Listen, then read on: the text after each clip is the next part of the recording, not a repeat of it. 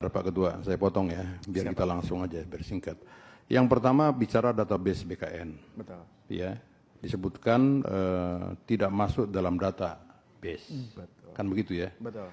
Nah, pertanyaan kami, apa kendalanya kok tidak bisa masuk? Karena ketika rapat dengan Menteri Pan-RB dan BKN, itu terbuka, mereka punya website. Siap. Nah, kendalanya apa ini? Kendalanya? Siap. Izin pimpinan, itu berdasarkan SE dari Kementerian Pan-RB, itu untuk yang masuk dalam database BKN, itu yang sumber penggajiannya APBD. Ada 2 sumber penggajian, pimpinan.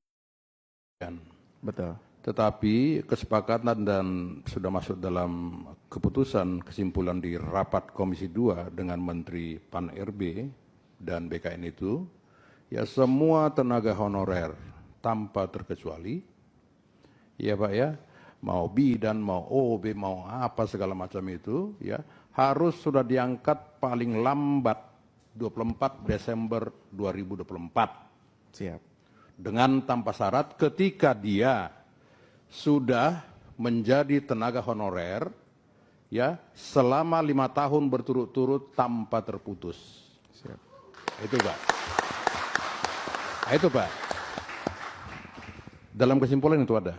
Jadi kalau disebutkan apa namanya tidak diangkat, tentu itu sudah melanggar undang-undang, Pak. Siap. Siap. Itu satu. Ini biar kita clear semua di sini dan tidak perlu debatable, kita berdebat di sini. Yang kedua tentang adanya apa namanya ujian oleh istilah saya. Saya pernah tanya kepada kementerian dan kepada kepala BKN, kok masih ada ujian? Ternyata itu hanya untuk apa namanya memverifikasi saja Pak, formalitas saja itu, ya supaya semua punya nomor induk apa gitu, saya lupa nomor induk apa. Satu, kedua untuk Kemenpan RB dan BKN itu bisa memverifikasi banyaknya tenaga honorer siluman. Betul. Ya, nah maka dalam rapat ini saya sampaikan, Pak Gau sampaikan juga, dan teman-teman sampaikan supaya Kemenpan RB, BKN itu melakukan audit, ya kan, bekerjasama dengan BPKP. Siap. Untuk menemukan para tenaga honorer siluman itu Pak. Saya banyak menemukan tenaga honorer siluman, tidak pernah tenaga honorer, tapi namanya masuk, diajukan ke Kemenpan BKN, nama yang honorer tidak masuk, yang tidak honorer yang masuk. Itu siluman Pak. Siap. Jadi bukan hanya mafia tanah yang ada sekarang, mafia judi, mafia tenaga honorer juga sudah ada Pak. Nah ini kita perlu selesaikan ya dalam forum ini. Nah mengenai database itu, ya Saudara Ketua Dewan Pengurus Nasional FKHN, mereka punya website, masukkan saja Pak. Nah ketika itu sudah masuk, tolong serahkan kepada kami Komisi 2. Siap. Supaya kami bisa apa namanya melakukan rapat dengan Kemenpan RB dan BKN, ya menyampaikan langsung dalam forum ini loh. Siap. Ya, yang sudah masuk ke database, tolong ditindaklanjuti. Dan itu sudah sering kita lakukan di dalam rapat dengan Kementerian Pan RB dan BKN. Nah, maka ketika Bu Rike Diah Pitaloka doktor kita ini bertanya kepada saya tentang saudara-saudara para bidan yang sudah mengeluarkan kami ke dunia ini, ya kan bidan Pak, ya yang mengeluarkan dunia ini. Tanpa bidan, saya terus terang lahir karena bidan Pak. Ibu saya juga bidan, ya ibu saya bidan, ya bidan. Ketika beliau bertanya kok tidak bisa masuk ke database, saya bilang ya bisa, kenapa nggak bisa? Ya kan, jadi kalau saudara Kuta mengatakan masalah penggajian ya dari APBD segala macam, nggak ada itu Pak, nggak ada diatur. BLU ya, Blut ya, iya. Itu nggak ada diatur Pak, yang nggak ada diatur.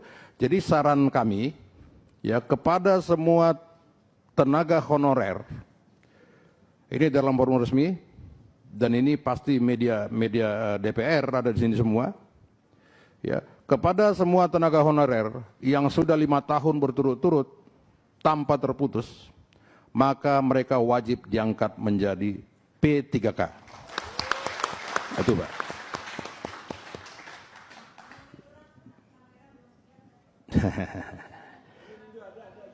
Kepada semua saudara-saudara kami para tenaga honorer yang sudah 5 tahun berturut-turut menjadi honorer tanpa terputus, maka mereka wajib dengan tanpa syarat diangkat menjadi P3K. Ini Pak. Nah, oleh karena itu tolong kepada kami diberikan data-datanya nanti Pak. Siap. Jadi jangan suruh kami mendaftar Pak ke database. Ya kalau Bapak Ibu sudah mendaftarkan, terus teman-teman yang di tribun sudah mendaftarkan, tolong kasih ke kami Pak. Ini kan ada forumnya semua ini, ada Dewan Pengurus, ada Aliansi Honor Nasional. Tolong Pak serahkan kami, Pak Gaus nanti bisa serahkan langsung kepada Pak Menteri. Siap. Pada Kepala BKN, karena kalau nggak salah, ini rapat dengan Menpan kapan Pak ya? Kapan lagi dah? Di bulan... Oh, siapa yang berangkat haji? Ya, lagi berangkat haji, Pak. Siap. Ya, beliau juga lagi berdoa di sana untuk teman-teman tenaga honorer supaya nggak ada kendala untuk diangkat menjadi P3K. Nah, itu, Pak. Nah, sekembali beliau dari haji nanti kami akan atur jadwal untuk melakukan rapat resmi. Siap. Ya, termasuk hasil pertemuan kita hari ini. Siap. Itu Pak Ketua. Siap. Ini kan sudah jelas saya sampaikan. Ya, jadi kita tidak perlu banyak berbicara di sini. Dengan tegas kami sampaikan, ada di sini Pak Gaus, ada Pak Bagus, ada Bu Rike, ada Pak Agung, ada Pak Kamran, ya, ada Ibu kami di sini yang senior.